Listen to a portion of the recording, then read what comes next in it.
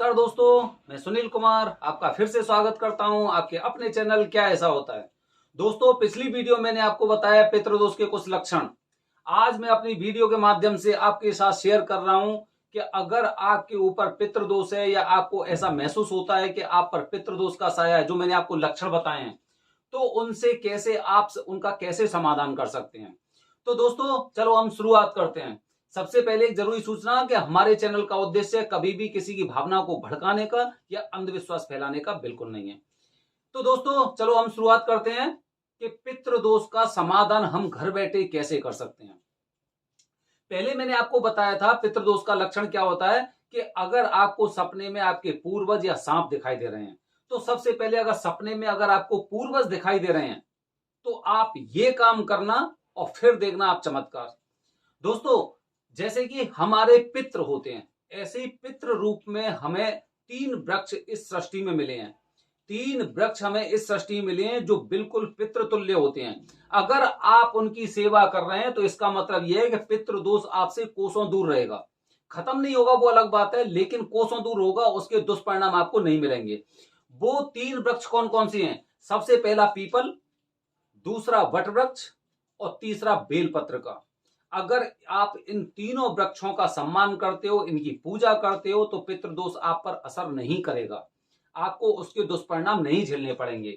इसीलिए प्रयास करो आप कि जैसे शनिवार का दिन हो गया, शनिवार को आप पीपल के पेड़ के पास जाइए और वहां पर आप थोड़ा सा पानी में मिला हुआ दूध आप वहां पर उस पीपल को चढ़ाइए। ध्यान रखना, थोड़ा सा प्रयास करना कि जैसे जो भी आप ये जल वगैरह चढ़ा रहे हैं, ये 10 से 12 के बीच में होना चाहिए दोपहर में। प्रयास करना इस चीज का।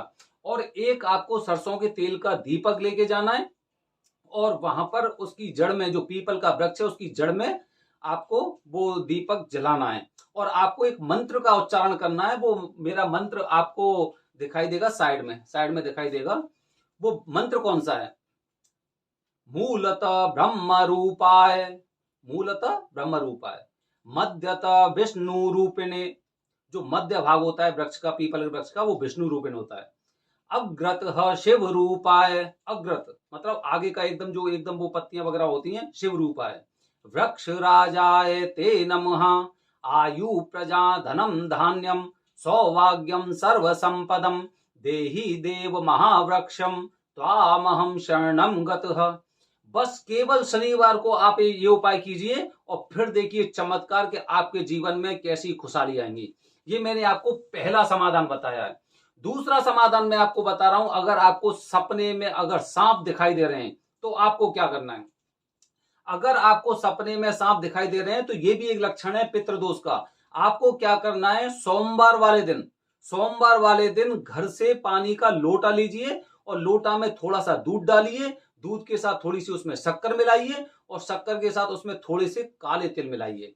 और सोमवार को आप शिवलिंग पर जब आप जा रहे हैं, किसी मंदिर में या शिवालय में जा रहे हैं, तो शिवलिंग पे आपको क्या करना है, जब भी उस जल को चढ़ाएंगे, जब उस जल को चढ़ाएंगे तो आपको एक मंत्र बोलना है। वो मैं मंत्र बता रहा हूं आपको। ओम नमो हिरण्यवाहवे हिरण्यवर्णाय हिरण्यरूपाय हिरण्यपतये अंबिकापतये उमापतये पशुपतये नमो नमः। केवल एक बार इस मंत्र का आप उच्चारण करिए। सोमवार की सोमवार आप वहां पे जाइए और इस मंत्र का उच्चारण कीजिए और फिर देखिए चमत्कार। दोस्तों, अगला मैंने लक्षण आपको बताया था, जैसे कि घर में अगर कोई दुल्हन आती है तो उसके बाद घर की स्थिति ऐसी हो जाती है कि सब अपने पराये लगने लगते हैं और सारे लोगों से संबंध विच्छेद हो जाता है। चाहे भले ही आप संयुक्त परिवार में रह रहे हैं, लेकिन एक प्राणी के आने से और पूरा घर अगर छिन्न भिन्न हो जाता है तो यह भी एक लक्षण है पितृदोष का। आपको उसमें क्या करना चाहिए, आपको ध्यान रखना है। विशेष रूप से बता रहा हूं मैं आपको कि जब ऐसा लक्षण आपको दिखाई दे रहा है तो आप एक काम करिए, आप अपनी पत्नी के साथ, जिसके आने के बाद घर में पारिवारिक कलह शुरू हुई है, उसके साथ आप अनाथालय जाइए जहां पर वो छोटे छोटे बच्चे होते हैं और उनके लिए चाहे भले आप हफ्ते में एक बार, महीने में एक बार, 6 महीने में एक बार खासकर वैसे 1 महीने में एक बार आपको उनको भोजन कराना चाहिए। जो अनाथ बच्चे होते हैं, अनाथालय में जीवन यापन कर रहे हैं, इससे उन बच्चों की आत्माएं ऐसी होती हैं जो हमारे पूर्वजों तक जाती हैं और उनको शांत करती हैं। ये आपको विशेष ध्यान रखना है। दूसरा क्या होता है, अगला अगला जो मैंने आपको पितृदोष का लक्षण कौन सा बताया था, खाने में बाल आना। अगर खाने में इस तरह से बाल आ रहे हैं तो आपको खाने में बाल आ रहे हैं या फिर आपके कैरियर में उठापटक हो रही है कि भाई आपका कैरियर कभी ऊंचाई पे जाता है और एकदम वहां से आप नीचे गिर जाते हो, ये भी पितृदोष का लक्षण है।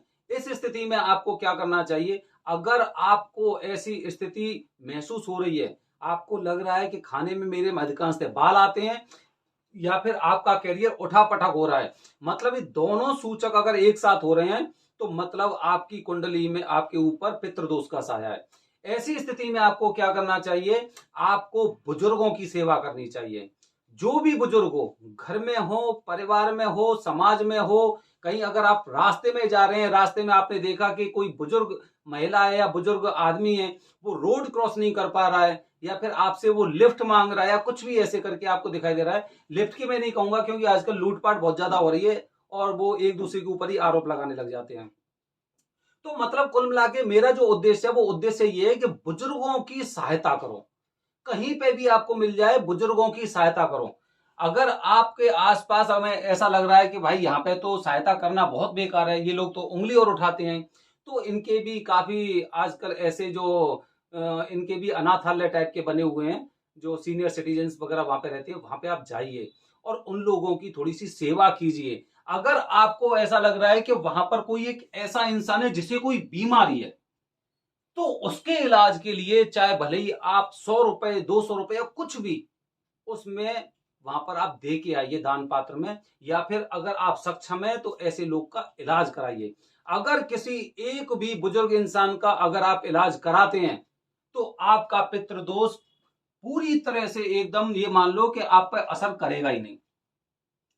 ये चीजें होती हैं दोस्तों। अच्छा, अगला अगला वो जो लक्षण था, जैसे कि स्त्रियों के बच्चे ना होना, ये भी पितृदोष का बहुत ही और महत्वपूर्ण लक्षण है कि अगर स्त्रियों के आपका परिवार आगे नहीं बढ़ रहा है, आपका परिवार खानदान आपका आगे नहीं बढ़ रहा है और बच्चे पैदा होने में परेशानी हो रही है, इस स्थिति में आपको क्या करना चाहिए, आप नोट कर लेना क्योंकि ये वीडियो मेरी आपको बार बार देखनी पड़ेगी। मैंने आपको जो पितृदोष के जो उपाय बताए हैं वो उपाय इतने सटीक और कारगर हैं, आप करके देखिए। मैं ये कह रहा हूं आप करके देखिए भाई, इसमें आपका कोई पैसा लगना नहीं है, कुछ नहीं लगना है। अगर आप किसी की अगर आप अनाथालय जा रहे हो, बच्चों को अगर कुछ दे रहे हो तो चलो ठीक है, वहां पे आपका कुछ पैसा लग रहा है, ठीक है, लेकिन आप शिवलिंग जा रहे हैं, वहां पे मंदिर जा रहे हैं जल चढ़ाने, या पीपल देवता पे की पूजा करने जा रहे हैं, वट वृक्ष है या फिर जैसे कि जो बेल पत्र का वृक्ष है, अगर वहां पे पूजा करने जा रहे हैं, कितना लग रहा है आपका? अगर आप बुजुर्गों की वो रास्ता दिखा रहे हैं, उन्हें रोड क्रॉस कर रहे हैं, उनकी मदद कर रहे हैं, क्या पैसा लग रहा है? लेकिन एक प्रयास प्रयास इंसान को कभी खत्म नहीं करने चाहिए। और अगर वो फ्री का प्रयास है और ऐसा लग रहा है, मेरा मन कह रहा है, मेरा मन कह रहा है कि ये वाला प्रयास जरूर असर करेगा, मेरे कैरियर में, मेरे परिवार में ये जरूर असर करेगा, तो करने में कोई हर्ज नहीं है। मुझे लगता है कि करने में कोई हर्ज नहीं है। तो अंत वाला लक्षण बता रहा हूं मैं आपको कि अगर आपका परिवार आगे नहीं बढ़ पा रहा है, उस स्थिति में क्या करें? उस स्थिति के लिए एक और बेहद कारगर उपाय बता रहा हूं। 12 साल से छोटी छोटी लड़कियां, करीब 9, आप हर अष्टमी को उनको भोजन कराइए, अपने घर पे भोजन कराइए। अगर अपने घर पे भोजन नहीं करा सकते तो आप किसी मंदिर में जाइए और वहां से छोटी छोटी लड़कियों को कुछ भी खाने का सामान लेके उन्हें बिठा के आप खाना खिलाइए। मैं ये नहीं कहूंगा कि आप उनको दे दो, दान कर दो। दान करने में और खुद खिलाने में बहुत अंतर होता है। दान तो लोग ऐसा भी होता है कि भाई मैंने आपको पैसे ट्रांसफर कर दिए, आप कर दो, लेकिन आपको पता है कि एक बेटी कितना खाना खा रही है, उसे और खाने के लिए दूं, बार बार जैसे पूछते हैं ना, बेटा और ले लो, बेटा और ले लो, ऐसे करके पूछते हैं ना, तो उससे एक अलग ही चीज चलती है जो आत्मा और परमात्मा का मेल कराती है। उस बेटी को बड़ा अच्छा लगता है कि मुझे ये बार बार पूछ रहे हैं और प्यार से एक और चीज मुझे दे दी, एक और पूरी दे दी या रोटी दे दी, चपाती दे दी, सब्जी दे दी, खीर दे दी, प्रसाद दे दिया, कुछ भी दे दिया। प्यार से दिया, तो वो भी हंस के बोलती है नहीं अंकल मेरा पेट भर गया ना, अच्छा ठीक है थोड़ा सा और दे दो, ऐसे करके बोलती है ना। तो वो एक अलग चीज होती है। आप एक दान पात्र में पैसा डाल रहे हो, वो अलग चीज है कि वो उसमें आपकी फीलिंग्स कहीं पे नहीं जुड़ी है। फीलिंग्स किससे, जो उसको खा रहा है या फिर उसको यूज कर रहा है, उसके साथ कोई फीलिंग नहीं। लेकिन जब आप खाना खुद खिला रहे हो, वो चीज एक अलग चीज होती है। तब आत्मा और परमात्मा मिलती है, और परमात्मा के साथ वो ऊपर हमारे पूर्वज जो बैठे हुए हैं वो खुश होते हैं कि आज इसकी आत्मा शांत हुई है। मैंने ये आपको पितृदोष के कुछ समाधान बताए हैं, और ऐसे समाधान आप जगह जगह ढूंढते रहिए। आपको ऐसे समाधान कोई भी चैनल नहीं दे सकता। जितने भी एक संस्कार टाइप के चैनल बने हुए ना, आस्था हो गया, संस्कार या कुछ भी हो गया, ऐसा कोई भी चैनल हो गया, ऐसे आपको समाधान नहीं बता सकता जो मैंने समाधान बताए आपको। तो दोस्तों, ये मैंने अपनी वीडियो के माध्यम से आपको जानकारी शेयर की है। आगे जो हमारी वीडियो आएगी वो हमारी आएगी पितृदोष की। पितृदोष का दूसरा दिन, जब हमने पाठ पूजा कराई थी त्र्यंबकेश्वर में, तो वो पूजा कैसे कराई गई थी, किसकी पूजा हुई थी। धन्यवाद दोस्तों। जय हिंद, जय भारत, हर हर महादेव।